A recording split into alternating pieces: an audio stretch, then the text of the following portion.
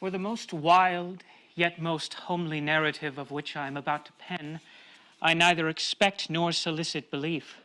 Mad indeed would I be to expect it in a case where my very senses reject their own evidence. Yet mad am I not, and very surely do I not dream. But tomorrow I die, and today I would unburden my soul. My immediate purpose is to place before the world plainly, succinctly, and without comment a series of mere household events. In their consequences, these events have terrified, have tortured, have destroyed me. Yet I will not attempt to expound them. To me, they have presented little but horror. To many, they will seem less terrible than Baroque. Hereafter, perhaps, some intellect may be found which will reduce my phantasm to the commonplace, some intellect more calm, more logical, and far less excitable than my own, which will perceive, in the circumstances I detail with awe, nothing more than an ordinary succession of very natural causes and effects. From my infancy, I was noted for the docility and humanity of my disposition. My tenderness of heart was even so conspicuous as to make me the jest of my companions. I was especially fond of animals, and was indulged by my parents with a great variety of pets. With these I spent most of my time, and was never so happy as when feeding and caressing them. This peculiarity of character grew with my growth, and in my manhood I derived from it one of my principal sources of pleasure. To those who have cherished the affection for a faithful and sagacious dog, I need hardly be at the trouble of explaining the nature or intensity of the gratification thus derivable. There is something in the unselfish and self-sacrificing love of a brute which goes directly to the heart of him who has had frequent occasion to test the paltry friendship and mere gossamer fidelity of mere man. I married early, and was happy to find in my wife a disposition not uncongenial with my own. Observing my partiality for domestic pets, she lost no opportunity of procuring those of the most agreeable kind. We had birds, goldfish, a fine dog, rabbits, a small monkey, and a cat. This latter was remarkably large and a beautiful animal, entirely black and sagacious to an astonishing degree. In speaking of his intelligence, my wife, who at heart was not a little tinctured with superstition, made frequent allusion to the ancient popular notion which regarded all black cats as witches in disguise. Not that she was ever serious upon the point, and I mention the matter at all for no better reason than just as it happens to come to mind now. Pluto, this was the cat's name, was my favorite pet and playmate. I alone fed him, and he attended me wherever I went about the house. It was even with difficulty that I could prevent him from following me through the streets. Our friendship lasted in this manner for several years, during which my general temperament and character, through the instrumentality of the fiend intemperance, had, I blush to confess it, experienced a radical alteration for the worse. I grew day by day more moody, more irritable, more regardless of the feelings of others. I suffered myself to use intemperate language to my wife. At length, I even offered her personal violence. My pets, of course, were made to feel the change of my disposition. I not only neglected, but ill-used them. For Pluto, however, I still retained sufficient regard to restrain me from maltreating him, as I made no scruple of maltreating the rabbits, the monkey, or even the dog, when by accident or through affection they came in my way. But the disease grew upon me, for what disease is like alcohol? And at length, even Pluto, who was now becoming old and consequently somewhat peevish, began to experience the effects of my ill temper. One night, returning home much intoxicated from one of my haunts about town, I fancied that the cat avoided my presence. I seized him when, in his fright at my violence, he inflicted a slight wound upon my hand with his teeth. The fury of a demon instantly possessed me. I knew myself no longer. My original soul seemed at once to take its flight from my body, and a more than fiendish malevolence, gin nurture, thrilled every fiber of my frame. I took from my waistcoat pocket a penknife, opened it, and grasped the poor beast by the throat, and deliberately cut one of its eyes from the socket.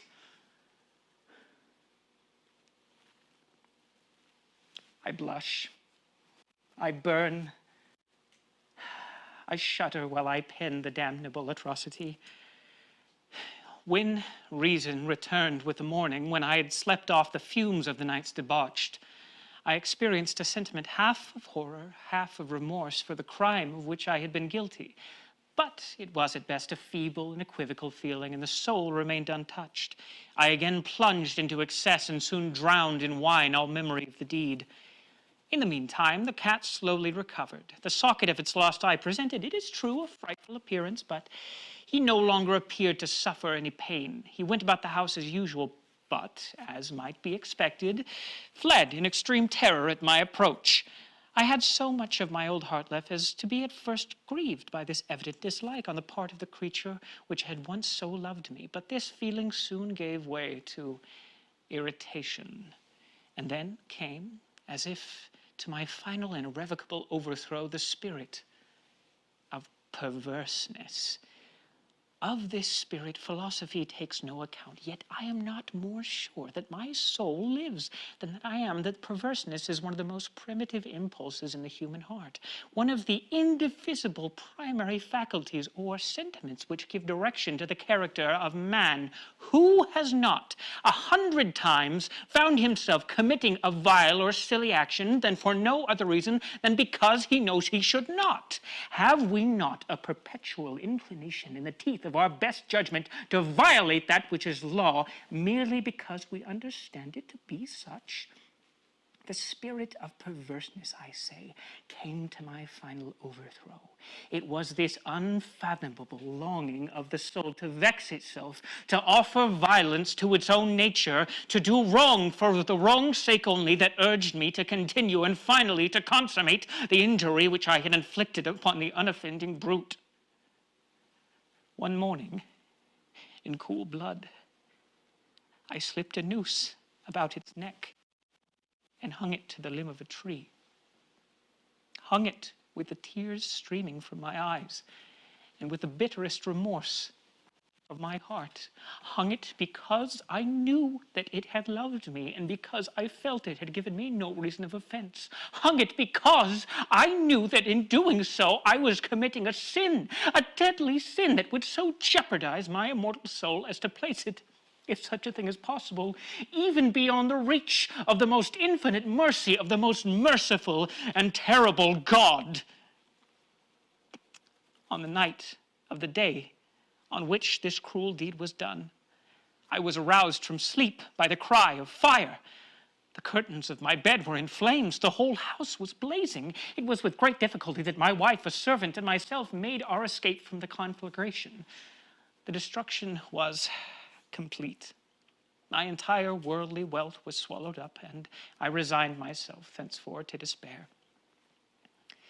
I am above the weakness of seeking to establish a sequence of cause and effect between the disaster and the atrocity, but I am detailing a chain of facts and wish not to leave out even a possible link. On the day succeeding the fire, I visited the ruins. The walls, with the exception of one, had fallen in.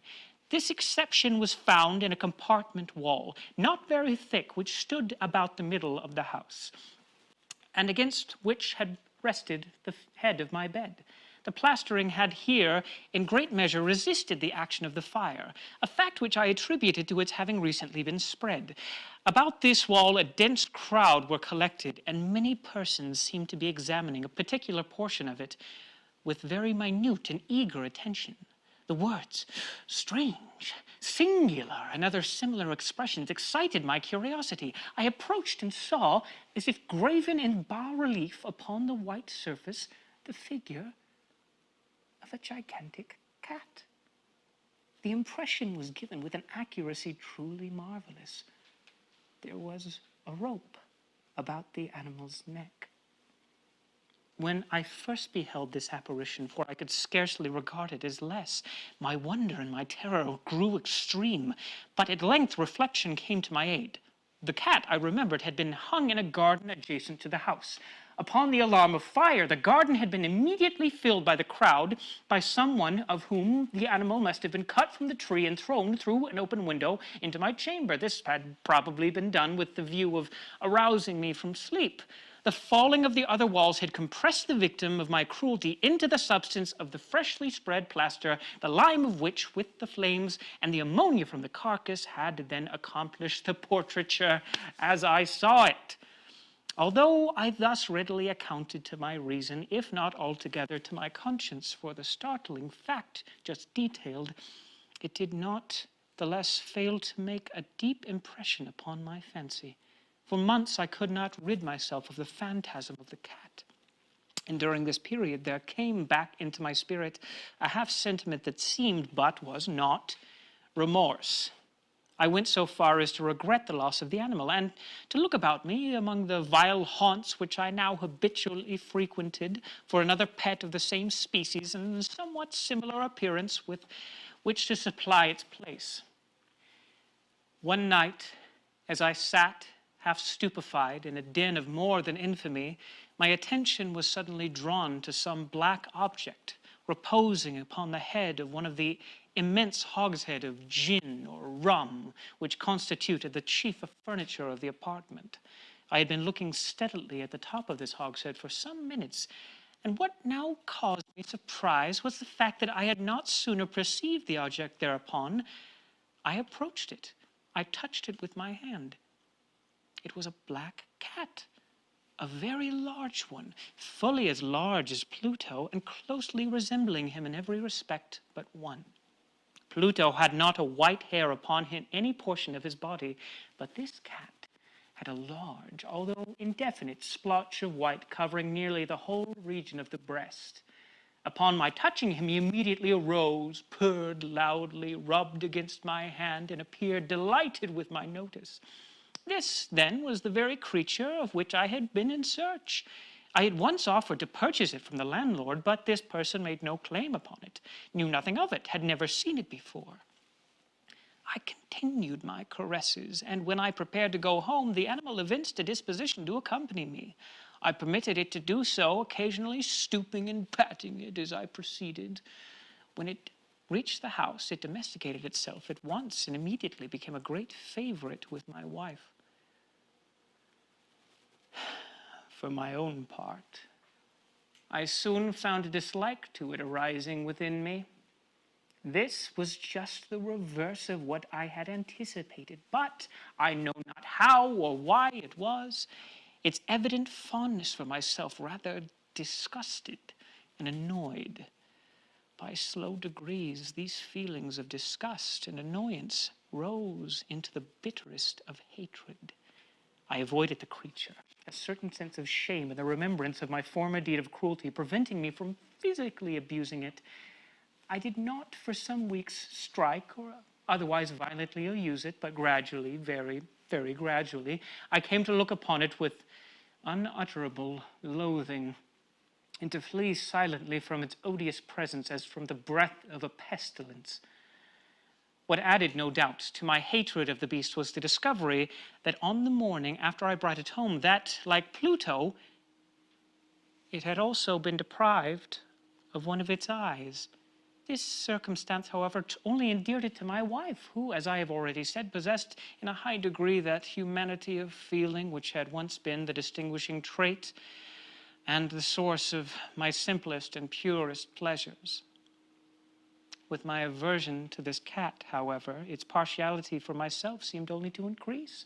It followed my footsteps with a pertinacity which it would be difficult to make the reader comprehend.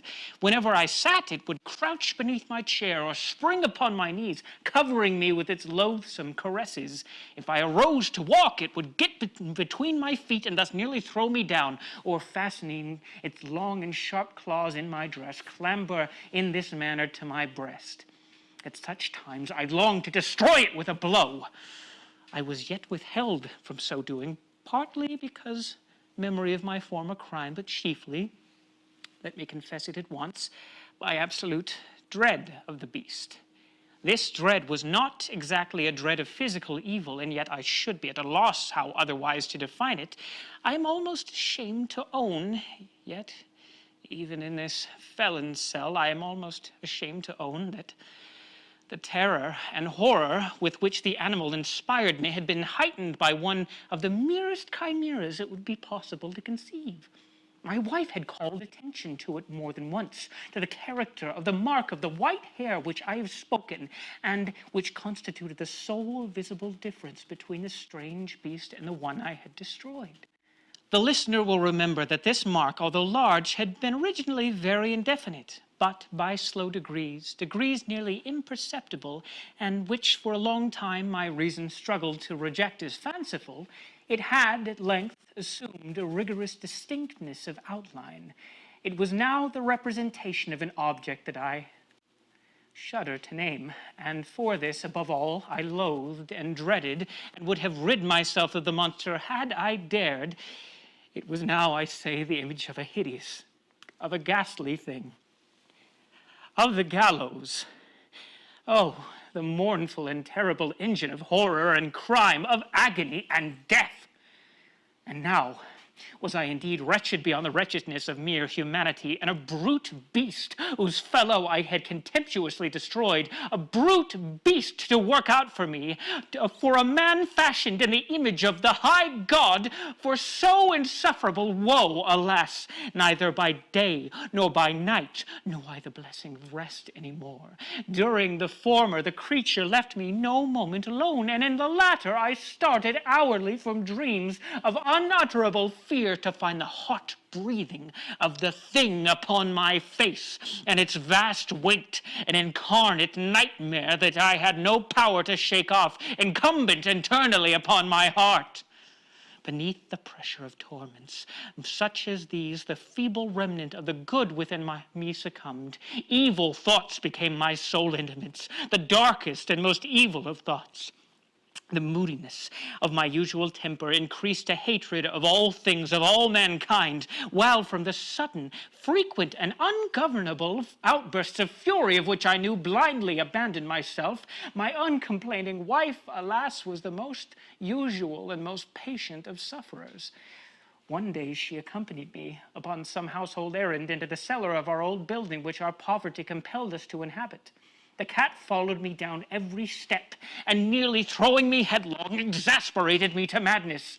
Uplifting an axe and forgetting my wrath, the childish dread which had hitherto stayed my hand, I aimed a blow at the animal, which of course would have proved instantly fatal had it descended as I wished. But this blow was arrested by the hand of my wife. Goaded by the interference into a rage more than demoniacal, I withdrew my arm from her grasp and buried the axe in her brain. She fell dead upon the spot without a groan. This hideous murder accomplished, I set myself forthwith and with entire deliberation to the task of concealing the body. I knew that I could not remove it from the house, either by day or by night, without the risk of being observed by the neighbors. Many projects entered into my mind. At one period I thought of cutting the corpse into minute fragments and destroying them by fire. At another I resolved to dig a grave in the floor of the cellar. Again, I deliberated about casting it in the well of the yard, about packing it in a box as if merchandise with the usual arrangements, and so getting a porter to take it from the house. Finally, I hit upon something I considered far better and more expedient than either of these. I determined to wall it up in the cellar as the monks of the Middle Ages are recorded to have done. For the purpose such as this, the cellar was adapted. Its walls were loosely constructed and had lately been plastered throughout with a rough plaster, which the dampness of the atmosphere had prevented from hardening. Moreover, in one of the walls was a projection caused by a false chimney or fireplace, which had been filled up and made to resemble the rest of the cellar. I made no doubt that I could readily displace these bricks at this point, insert the corpse, and then wall the whole thing up as before, so that no eye could detect anything suspicious. And in this calculation I was not deceived. By means of a crowbar, I easily dislodged the bricks, and having carefully deposited the body against the inner wall, I propped it in that position, while, with little trouble, I relaid the whole structure as originally stood. Having procured mortar, sand, and hair, with every possible precaution, I prepared a plaster which could not be distinguished from the old, and with this I very carefully went over the new brickwork. When I had finished, I felt satisfied that all was right. The wall did not present the slightest appearance of having been disturbed. The rubbish on the floor was picked up with the minutest care. I looked around triumphantly and said to myself, here, at last, at least, my labor has not been in vain. My next step was to look for the beast which had been the cause of so much wretchedness, for I had at length firmly resolved to put it to death. Had I been able to meet with it at that moment, there could be no doubt of its fate. But it appeared that the crafty animal had been alarmed by the violence of my previous anger and forborne to present itself in my present mood. It is impossible to describe or imagine the deep, blissful sense of relief which the absence of the detested creature occasioned in my bosom. It did not make its appearance during the night, and thus for one night at least, since its introduction into the house, I soundly and tranquilly slept. I slept even with a burden of murder upon my soul. The second and the third day passed, and still my tormentor came not. Once again I breathed as a free man. The monster in terror had fled the premises. I should behold it no more. My happiness was supreme. The guilt of my dark deed disturbed me but little. Some few inquiries had been made, but these had been readily answered. Even a search had been instituted, but of course nothing was to be discovered. I looked upon my future felicity as secured. Upon the fourth day of the assassination, a party of police came very unexpectedly into the house and proceeded again to make rigorous investigation of the premises. Secure, however, in my inscrutability of the place of my concealment, I felt no embarrassment whatsoever. The officers bade me accompany them in their search. They left no nook or corner unexplored. At length, for the third or fourth time, they descended into the cellar. I quivered not a muscle. My heart beat calmly as one who slumbers in innocence. I walked the cellar from end to end. I folded my arms upon my bosom and roamed easily to and fro. The police were thoroughly satisfied and prepared to depart. The glee in my heart was too strong to be restrained. I burned to say, as if but one word, by way of triumph, and to render doubly sure their assurance of my guiltlessness. Gentlemen, I said at last as the party ascended the steps, I am delighted to have allayed your suspicions. I wish you all health and a little more courtesy. By the by, gentlemen, this is a very well-constructed house. In the rabid desire to say something easily and scarcely knew what I uttered at all, I may say a very excellently well-constructed house. These walls... Are you going, gentlemen? These walls are solidly put together, and here, through the mere frenzy of bravado, I rapped heavily with a cane, which I held in my hand, upon that very portion of the brickwork behind which stood the corpse of the wife of my bosom. But may God shield and deliver me from the fangs of the arch-fiend. No sooner had the reverberation of my blow sunk into silence than I was answered by a voice from within the tomb, by a cry, at first muffled and broken, like the sobbing of a child, and then swelling into one long, loud, and continuous scream, utterly anomalous and inhuman. A howl, a wailing shriek, half of horror and half of triumph, such as might have arisen only out of hell, conjointly from the throats of the damned in their agony, and the demons that exult in that damnation. Of my own thoughts, it is folly to speak.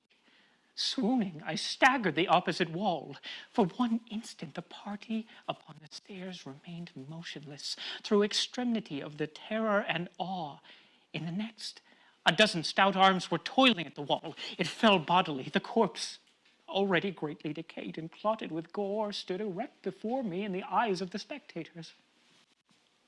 Upon its head, with red, extended mouth and solitary eye of fire, sat the hideous beast whose craft had seduced me into murder and whose informing voice had consigned me to the hangman.